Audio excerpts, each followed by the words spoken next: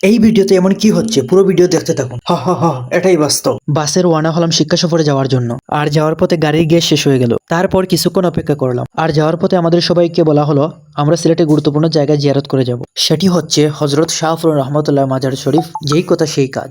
এই গুরুত্বপূর্ণ জায়গায় অনেক সুন্দর সুন্দর দোকান রয়েছে, দেখতে অনেক সুন্দর লাগছে। এই রেস্টুরেন্ট থেকে সবার জন্য খাবার নেওয়া হলো। গাড়ি থেকে নামার পর নৌকা দিয়ে ঝর্ণার উদ্দেশ্যে। একটি নৌকায় আমরা 17 জন এসেছি, আর এই জায়গাতে শত শত মানুষের অবস্থান রয়েছে। আমি আর আমার দুই বন্ধু এই জায়গাতে টাকা পয়সা মোবাইল রাখার জন্য নিয়েছি 20 টাকায় একটি বক্স। এরকম একটি জায়গাতে তারা খুবই একটি ভালো উদ্যোগ নিয়েছে। ঝর্ণার নিচ থেকে এখন আমরা সবাই উপরে উঠবো। সবাইকে দিক নির্দেশনা দিচ্ছি যাতে উপরে ওঠার সময় সাবধানে চলাফেরা করে। আমি আস্তে আস্তে উপরের দিকে যাচ্ছি, আর এখানে শত শত মানুষ এসেছে শুধুমাত্র ঝর্ণায় গোসল করতে এবং ঝর্ণাটা দেখতে। পরে নামার সময় আমার সাথে একটি দুর্ঘটনা ঘটে, কিন্তু একটি বড় ভাই আমার হাতটি ধরে, না হলে একেবারে নিচে পড়ে যেতাম।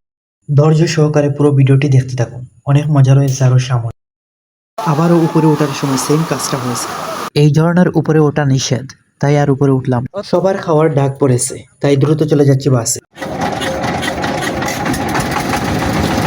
এই ছোট ভাইটি আমাদের গন্তব্যে পৌঁছে দেবে। এই জায়গায় প্রকৃতির অপরূপ সৌন্দর্য ভরা, সবাই আসতে পারে। এই ভাইটি খাবার বিতরণ করতেছে। খাবার দেওয়া হলো, দেখি খাবারে কি কি আছে। খাবারে দেখতে পাচ্ছি সবকিছু আছে, খেতে খুব সুস্বাদু। খাওয়া দাওয়া শেষ হওয়ার পর আবার ঘুরতে বের হলাম, আর এই জায়গাতে দেখতে পারলাম শক্তি পরীক্ষা হচ্ছে, তাই আমিও পরীক্ষা করলাম।